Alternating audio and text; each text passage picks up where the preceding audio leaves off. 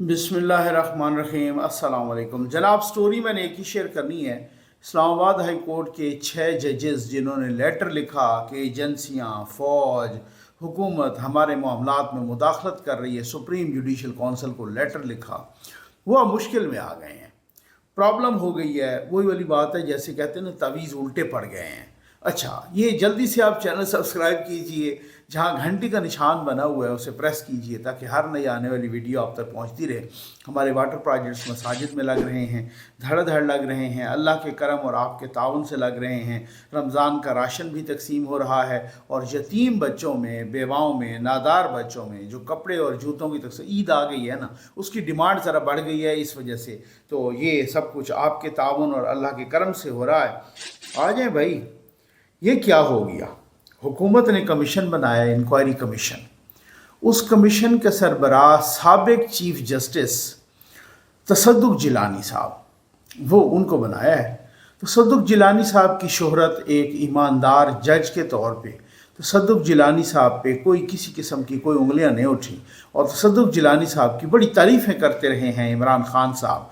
और आप ये सुनकर हैरान रह जाएंगे कि 2018 के जब इलेक्शन हो रहा था, 2013 से 2018, उस वक़्त आपको मालूम है हुकूमत थी नून लीग की, और जब निगरान हुकूमत बनाने की बारी आई तो 2018 में जिन लोगों के, 2 लोगों के नाम पीटीआई ने दिए, उनमें से एक तसद्दुक हुसैन जिलानी, यानी उनका नाम टॉप पर था कि ये हमारे निगरान वज़ीर आज़म के उम्मीदवार होंगे, और दूसरे इशरत हुसैन जो साबिक गवर्नर स्टेट बैंक हैं उनका। यानी पीटीआई ने 2 लोगों का नाम दिया, एक तसद्दुक हुसैन जिलानी जो अभी कमीशन के सरबराह हैं, और एक इशरत हुसैन। उन्होंने कहा कि ये अब इमरान खान का मैं आपको वो क्लिप सुनवाने जा रहा हूँ, आप हैरान रह जाएंगे, जो आज पीटीआई वाले तसद्दुक हुसैन जिलानी पर एतमाद नहीं कर रहे और उनके बारे में बहुत ही तहफ़्फ़ुज़ात और वो कमीशन को मुस्तरद कर रहे हैं। ये ज़रा बात सुने, इमरान खान साहब कह के आ रहे हैं, ये सुन लीजिए। चीफ जस्टिस जिलानी साहब है और नासिर मुल्क साहब, अल्लाह करे कि ऐसे लोग और आए, ये जबरदस्त लोग हैं। मैं आंखें बंद करके इनको ट्रस्ट करता हूँ। तसद्दुक हुसैन जिलानी साहब, जस्टिस, चीफ जस्टिस तसद्दुक हुसैन जिलानी साहब और नासिरुल मुल्क साहब, अल्लाह करे कि ऐसे लोग और आए, मैं तो इन पर आंखें बंद करके ट्रस्ट करता हूँ। हाँ जी, आप समझ आ गए। एक दफ़ा फिर सुन लीजिए, फिर मैं आगे बहुत बहुत कुछ बताना है, ये सुन लीजिए। चीफ जस्टिस जिलानी साहब है और नासिर मुल्क साहब, अल्लाह करे कि ऐसे लोग और आए, ये जबरदस्त लोग हैं। मैं आंखें बंद करके इनको ट्रस्ट करता हूँ। ये गालिबन फ्रिया इदरीस साहबा को इंटरव्यू दिया, आंखें बंद करके इनको ट्रस्ट करता हूँ, इन पे अंधा एतमाद है मेरा। और आज उसी तसद्दुक हुसैन जिलानी साहब, अब वो तसद्दुक हुसैन जिलानी जो पीटीआई के वज़ीर आज़म का उम्मीदवार बन सकता है, यानी निगरान वज़ीर आज़म का, वो तसद्दुक हुसैन जिलानी कमीशन की सरबराही नहीं कर सकता। अब मुझे हैरत भी है, मैं खैर गैर संजीदा गुफ्तगू आम तौर पे अवॉइड करता हूँ कि मैं अपने व्लॉग में, मुझे ज़रूरत ही नहीं है, आपका एतमाद है अल्हम्दुलिल्लाह, और मुझे बहुत संजीदा और सीनियर लोग सुनते हैं और फैमिली सुनती हैं, लेकिन बाद औक़ात में कुछ चीज़ों की मजबूरी होती है। अब वो कोई पीटीआई वाले की जी 75 साल का वो है और उसको आप लोगों ने लगा दिया और ये वो, और इस तरीके से मैं हैरान हूँ। इमरान खान भी 74 साल का है। वहाँ यूथनियाँ कहती हैं भाई मेरी मामा इमरान खान से शादी करना चाहती है और मेरे अबू को इतराज़ ही नहीं है। तो 74 साल के लिए ये फार्मूला है और 75 साल वाला कमीशन का सरबराह ही नहीं बन सकता। यार यकीन करें कि मैं ऐसे नहीं कहता भाई इनका अपर चैम्बर फारिग है।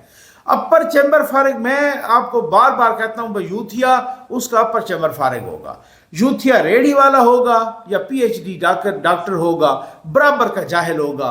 और तीसरी बात कि जब तक यूथिया वायरस की वैक्सीन नहीं आती तब तक इंतशार ख़त्म नहीं हो सकता। आप उल्टे खड़े हो जाओ। मेरी बात की तस्दीक 2 दिन पहले शहबाज शरीफ साहब वज़ीर आज़म पाकिस्तान ने की है कि जब तक इंतशार ख़त्म नहीं होगा इस्तेकाम नहीं आ सकता, इसलिए इस इंतशार को ख़त्म करना होगा। ये आप देख लीजिए, मैंने पहले कह दिया था जब ये हुकूमत बनी थी, मैंने कहा कि यूथिया वायरस की वैक्सीन आएगी तब ये इंतशार ख़त्म होना है और तब आगे तरक्की भी हो सकती है। इंतशार जारी रहेगा, सवाल ही पैदा नहीं होता कि कोई इस तरह की कोई तरक्की हो। मेरे दोस्त हैं, बल्कि भाई हैं, हसन अयूब साहब, और वो कह रहे थे कि भाई वो, और वाकई ऐसे कि जो आप लेटर पढ़े ना, उसमें भी जो 6 जजेस हैं, 2-3 जजेस के बारे में वो सारी कुछ वाक़ियात और जनाब फ़लाँ का वो बरादर निस्बती अगवा हो गया तो उसको ये किया वो किया, फ़लाँ के जज का जो है ना ब्लड प्रेशर हाई हो गया, 2-3 की बात हो रही है। बाकी वो कहते हैं वो जो बाकी 3 हैं उनका तो मसले कोई नहीं था, उनको तो कोई थ्रेट ही नहीं आई, उन्होंने क्यों लेटर पे साइन किए हैं, पहले तो ये बताएं उन्होंने क्यों इस तरह से किया है। मैंने इसी चैनल पे उनका कुछ रोज़ पहले इंटरव्यू भी किया था। मियाँ दाऊद साहब मेरे बड़े अच्छे दोस्त हैं, भाइयों की तरह हैं, मारूफ कानूनदान हैं, वही मियाँ दाऊद साहब के जिन्होंने मज़ाहिर अली अकबर नकवी का सत्यानाश करवाया, वही, और जो पहले सहाफ़ी थे और अब वो वकील भी हैं और बहुत ज़बरदस्त। तो अब मियाँ दाऊद साहब ने एक टीवी प्रोग्राम में इन 6 के 6 जजेस का डाटा निकाल के, और वो डाटा केसेस का, क्योंकि इनके पास पीटीआई के या इमरान खान के कितने केसेस आए और कितनों में इन्होंने पीटीआई को रिलीफ दिया, तमाम के तमाम वो जजेस के तकरीबन अब तक जो केसेस सुना चुके हैं वो 98-99% केसेस में पीटीआई को रिलीफ दिया, पीटीआई को, इमरान खान को रिलीफ दिया। तो कहते हैं कैसी दबाव था कि सारा रिलीफ भी उनको दे रहे थे और फिर भी इन पे दबाव है। तो ये बड़े बहादुर जज हैं भाई, ठीक है ना। तो फिर लेटर लिखने का क्या फ़ायदा कि जब वो कहते हैं अभी कुछ पेंडिंग है केसेस, और जो केसेस का डिसीजन आ चुका है 98%, 99%, 97% इन्होंने पीटीआई को और इमरान खान को रिलीफ दिया है। अब कमीशन बन गया है तसद्दुक़ हुसैन जिलानी साहब, लेकिन इसमें मैं एक बड़ी अहम बात मैंने करनी है कि हामिद मीर साहब क्या कह रहे हैं, ठीक हो गया ना। कमीशन बन गया है, तसद्दुक़ हुसैन जिलानी साहब इसके सरबराह हैं और TORs भी तय हो गए हैं किस तरीके से उन्होंने क्या क्या करना है कि जी ये वाक़ा। अच्छा, ये नहीं होता कि फ़लाँ का क्या बयान है और इसका ये बयान है और उसका वो बयान है, नहीं। अब तसद्दुक़ हुसैन जिलानी साहब ने क्या करना है कि ये बयान आया, ये ख़त आया, इस ख़त में कितनी हकीकत है, धमकी देने वाले कौन थे, अब इसको प्रूव करना होगा। ये जो 6 जजेस हैं ना, ये साबित करेंगे कि हमें धमकियाँ आई, क्या वो जो अहलकार हैं एजेंसियों के वो डायरेक्ट मुलविस हैं इसमें, क्या इस तरह का कोई अहलकार जैसे जस्टिस सिद्दीकी साहब के घर में आ गया था जनरल फैज़, कोई इस तरह का भी इनके पास आया है कि छोटा मोटा बड़ा, ठीक है ना। तो मकसद कहने का ये है कि कोई अहलकार एजेंसियों का या SI का इनके घर में आया है या कोई डायरेक्ट इनके पास कोई सबूत है या नहीं है, अगर इस तरह की कोई बात हो। अच्छा, अब ये इनको साबित करना होगा और लोग कह रहे हैं कि अब अगर साबित नहीं करते तो फिर मसला हो जाएगा, शायद फिर हो सकता है कि फिर सुप्रीम जुडिशल काउंसिल में मामला चले, फिर हो सकता है कुछ और भी इस तरह की। क्योंकि देखें, एक वो बात बिल्कुल ठीक है कि अगर मैं कोई खबर मैं बड़ी एहतियात के साथ करता हूँ, हम सहाफ़ी होते हैं जो कम अज़ कम जो खुदा को जवाबदेह होते हैं, जो आवाम को जो जर्नलिस्टिक एथिक पे काम करता है, बेशक वो लिख रहा हो या यूट्यूब पे प्रोग्राम कर रहा हो या मीडिया पर प्रोग्राम कर रहा हो या जिस सोशल मीडिया पे कुछ भी हो, उसकी वो अगर वो ज़मीर उसका ज़िंदा है तो उसकी ज़िम्मेदारी होती है, और अगर कहीं गलती होती है तो फिर वो पकड़े भी जाते हैं और वो कहते हैं बाउंस बैक होती है खबर, और बाद औक़ात तो आप माफ़ी भी मांगे तब भी आपको माफ़ी नहीं मिलती। तो फिर ये बात तो नहीं हुई ना कि भाई जजेस कोई आसमान से उतरी हुई मखलूक तो नहीं है।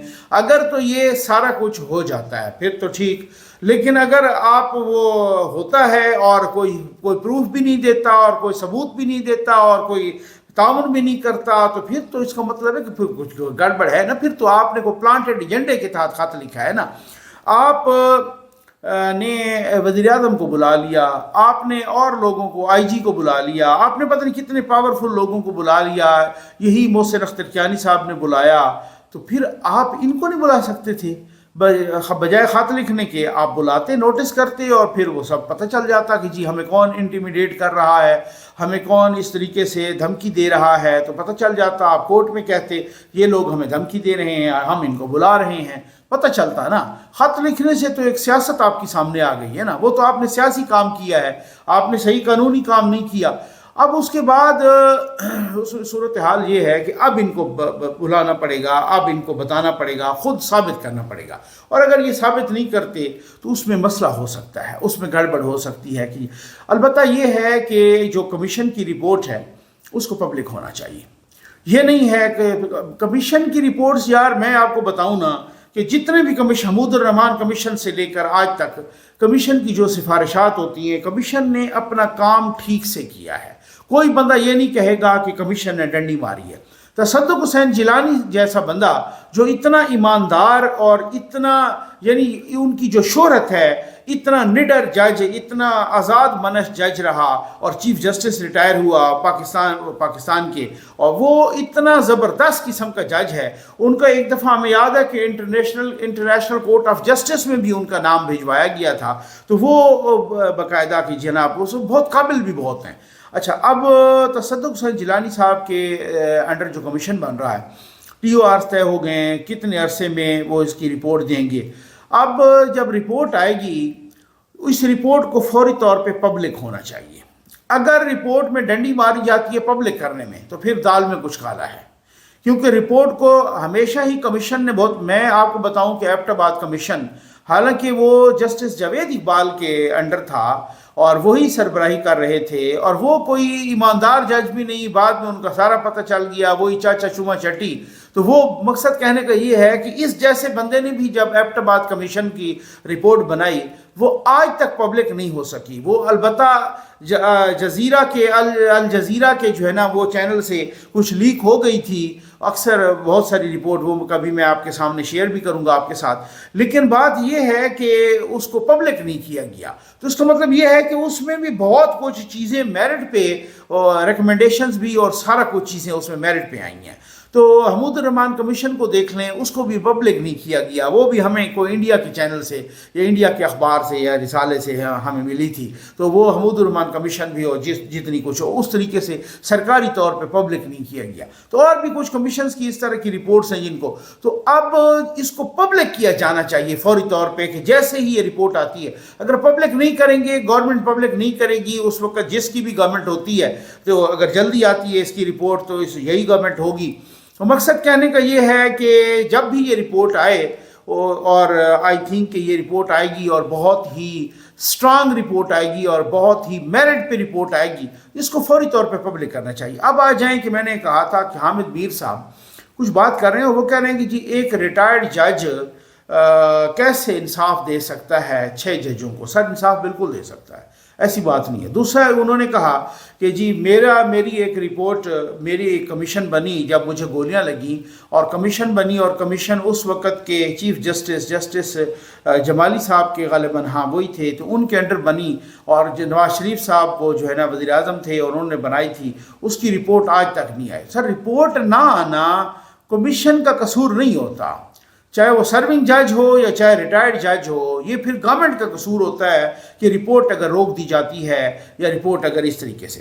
اب حامد میر صاحب اگر ایجنسیوں کے کردار پر ببانگ دول بول رہے ہیں، آپ کو یاد ہوگا کہ حامد میر صاحب نے اسطور کے پر جب حملہ ہوا تو اس وقت حامد میر صاحب نے پریس کلب کے سامنے لمبی چوڑی تقریر کی تھی جنرل فیض کے خلاف، اور اس وقت جنرل فیض صاحب DGISI تھے، تو جنرل فیض کے خلاف وہ لمبی چوڑی تقریر کی تھی۔ اس کے بعد انہوں نے ان کو جیو سے آف کر دیا تھا۔ میرا خیال ہے 1 ہفتہ ہی گزرا ہوگا کہ حامد میر صاحب نے ریٹن معافی مانگ لی تھی۔ اس کی وجہ کیا ہے؟ اس کی وجہ یہ ہے کہ انہوں نے ان کو جیو سے آف کیا، پروگرام آف کیا، کسی اور چینل سے بھی آف کیا۔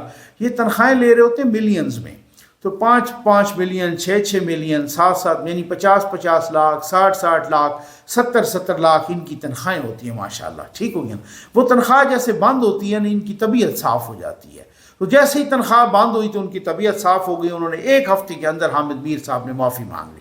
حالانکہ اس وقت مجھ سمیت ہر بندے نے میر صاحب کے لیے آواز اٹھائی، میر صاحب کے ساتھ قدم سے قدم جما کے کھڑے ہو گئے۔ میں نے اس پر 1 نہیں 2-3 ویڈیوز کی تھی حامد میر صاحب کے حق میں کہ جی میر صاحب نے کہ میر صاحب کو کیوں آف ایئر کیا گیا اور یہ وہ ہے سارا کچھ، تو بڑی آواز اٹھائی، لیکن میر صاحب بالکل وہی والی بات ہے، ٹھوس ہو گئے 1 ہفتے کے اندر۔ आज अगर मीर साहब फिर उसके बाद बहाली बहुत मुद्दत के बाद हुई और बड़ी माफ़ियाँ और मिन्नतें तरले और ये सारा कुछ हाथ जोड़ना और ये सारा कुछ शामिल था, ठीक है।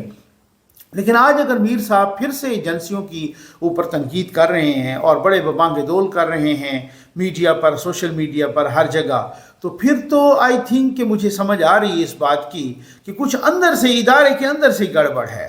कुछ लोग हैं जो ऐसे लोगों को सपोर्ट कर रहे हैं, कुछ लोग हैं जिनके अभी तक भी इमरान खान लाडले हैं।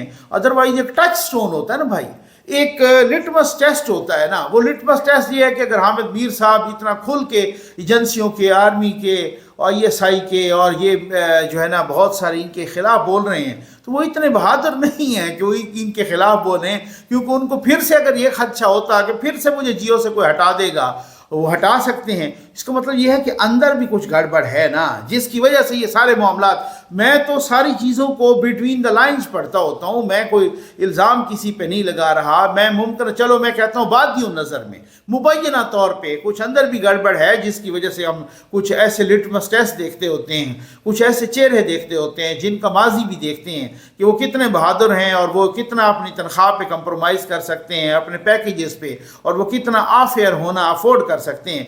जनरल फैज़ ने हामिद मीर साहब को ऑफेयर किया था तो हामिद मीर साहब एक ही हफ्ते में ढेर हो गए थे। तो दोबारा उनको अगर ये पता होता कि जनाब मैं फिर से ऑफेयर हो जाऊंगा, उन्होंने तो तौबा करनी थी।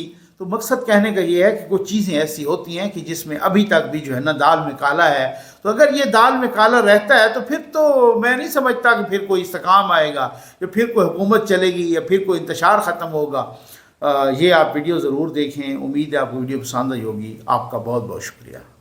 अस्सलाम वालेकुम अहबाब गिरामी, अपनी ज़कात, सदक़ात, खैरात, फितराना और दीगर अतियात के ज़रिए ज़फ़र नकवी वेलफेयर फाउंडेशन के साथ तावन फरमा कर ग़ुरबा और मसाकीन के घरों में खुशहाली लाएँ, ताकि इस महंगाई के दौर में ये लोग भी माह रमज़ान की सआदतें समेट सकें। हाँ, अल्लाह पाक मंजूर करने, अल्लाह बहु ने अल्लाह सोनी सेहत ना रखने, तो तुम्हारा रिता ही कबूल थी वे। तो सारे घर कोई भी कोई इंसान जरा ना प्यू ना माँ फिरा ही कई जाते सहारे से बैठे से ओही अल्लाह पाक ने गिनी है।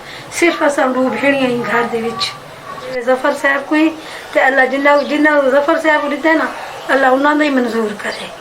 अल्लाह सुख सेहत की जिंदगी ना रखने।